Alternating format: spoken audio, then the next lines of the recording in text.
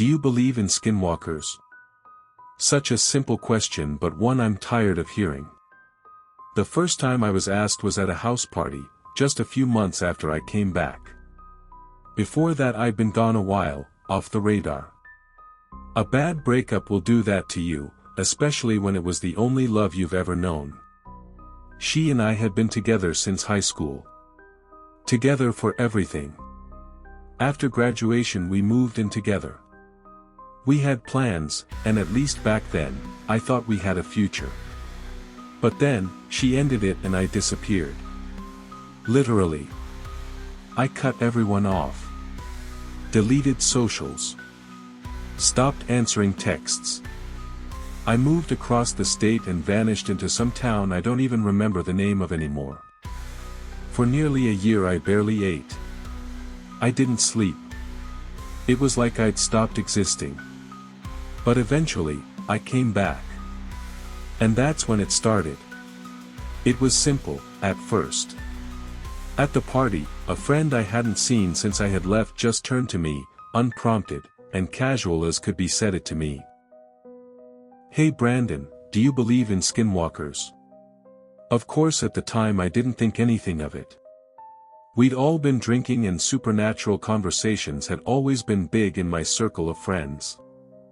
I laughed. Said no. Told him that they were, well, you know, nothing more than a creepy campfire story. Then, later that week at Sunday dinner I was asked by my cousin. Same tone. Same wording. Like it was nothing. "Do you believe in skinwalkers?" I brushed it off again, figured he just had to be teasing me about the party. That night is when the dreams started. I say dreams, but for normal people they would be nightmares. I remember running in the woods, feeling desperately like I needed to be somewhere. Like I needed to help someone. Then I saw it, a cabin peacefully isolated in the woods. It calls to me, and when I step inside I'm greeted by my own body hanging from the banister. I woke up in a cold sweat but feeling strangely refreshed. I finally started to move on with my life and forget all the weirdness that had been happening around me lately, even got called for a job interview at our local school. Nothing fancy, just serving food to the students, but it's good honest work and it beats leeching off my family and friends. But then it happened. At the job interview the manager turned to me and said, "Do you believe in skinwalkers?" Like he was asking about the weather. I didn't even answer that time. I just stared at him. He didn't repeat himself. Just moved on. I questioned if I should work there but decided to stay. That night the dreams started again. They weren't scary, not like horror movie scary. Just, strange. This one was worse than the last one. I was standing at the edge of a cliff. The world was quiet, too quiet. The sky above me was pale gray, like a washed-out memory. I looked down at my hands, and they were shaking. Pale. Cold. My skin didn't feel like mine. I stepped forward. Not fast. Not dramatic. Just, tired. I remember hearing a voice behind me. Familiar. Desperate. But I didn't turn around. I fell. And as I dropped, I saw myself, another version of me, watching from below, staring up with empty, glowing eyes. I woke up gasping. The dream stayed with me this time. Heavily weighing on me like a weighted blanket. It didn't feel like a dream. It felt like a memory long forgotten. In my social life things kept getting worse. My friends kept telling me I looked different. They couldn't say how. I don't think they were trying to hurt my feelings, but the way they spoke to me, it felt like they had been scared. My grandma swore my voice had changed. My boss noticed my eye color was different in my ID than in real life. My old gym partner said I moved funny, like my limbs didn't all agree with each other. All the meanwhile the dreams got worse. I'd see myself. But not exactly me. I was in the woods. Always in the woods, and I was always hungry in the dreams. Sometimes I was crawling, sometimes sprinting. I don't know how I know, but I'm sure in my dreams I'm hunting for something. Most nights I'd wake up drenched in sweat, heart hammering but still refreshed. More confused than scared. That weird thing was, sometimes I'd always find scratches on my arms or dirt under my fingernails. One night, after another weird dream, I woke up and ran to the bathroom for a quick nighttime piss, and it happened. I saw myself in the mirror and it didn't look right. I didn't look right. My reflection seemed to lag. My face was off somehow.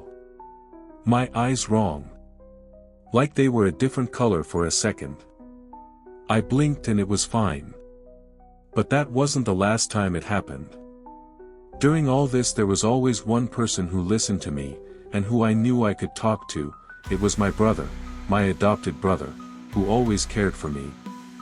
Even now. He never asked me if I believed in skinwalkers. Not once. He just looked at me. And smiled. That simple protective smile, but I could tell under the smile he was hiding a longing for something. And I started thinking about how we used to be. He was always the wild one, the troublemaker. But since I'd come back, he was quieter. Calmer. Like he was walking on eggshells. One night, I confronted him. We were sitting out back, watching the fire pit burn low. I asked him if he thought I'd changed. He said yes. But that it was okay. People change. Trauma does things. Then he asked me if I remembered the night I left town. I said no. Not well. She had just broken up with me a few hours ago and I was distraught. Everything from that night is fragmented. I remember driving out of town. I remember woods. I remember not remembering. Everything from back then feels like a vague dream, a memory faded nearly till it's invisible. He nodded. Said that made sense. I asked what he meant. He just stared into the fire for a long time. And said, "Look, you were gone for a long time and you came back different. But I didn't care. You were my brother and you are now. That is all that matters to me. Try not to dwell on it and get some sleep." That night, I dreamed again. I was running through the woods. But this time, I was chasing something. Someone. It was me. I was chasing myself. I was scared. Heartbroken. Hungry. Then I tackled him, or I guess me. I tore myself apart and wore my skin like a jacket. When I woke up, I saw myself in the mirror again. But something felt different this time, calmer. I stared. Waiting. And after a moment, the thing in the mirror smiled back. Just a little too wide. That night, for the first time, I asked the question to someone myself. I turned to my brother and asked, "Do you believe in skinwalkers?" He paused. Then looked me in the eye. And he said, "Brandon. Please don't do this." "Do what?" He sighed and began to speak. "I never talked about this, but right after the breakup. I was worried and was coming to check up on you, or on him. I was right to be worried, but I was too late to do anything. We all knew he was taking the breakup bad, but I don't think any of us imagined he would really do it.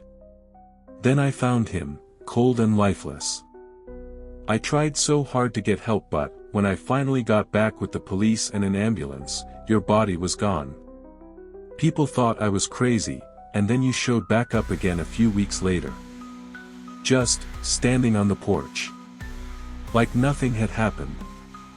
Like you hadn't been hanging from the ceiling of the family cabin last time I saw you." I stared confused as he continued. He said, "At first I didn't care. I missed you. I missed my friend. I missed my brother. I missed the only person who cared about me. You weren't exactly the same and I didn't want to ask questions. No. Instead I told myself that trauma changes people and, slowly tried to convince myself that I was wrong. Maybe I had hallucinated everything. But deep down, I always knew. I just didn't want to be alone again. He stood up. Walked back inside. Left me staring at the fire. I looked at my hands. At my skin. I didn't recognize it. Didn't recognize me. And for the first time, I wondered. Not if I believed in skinwalkers. But if I was a skinwalker.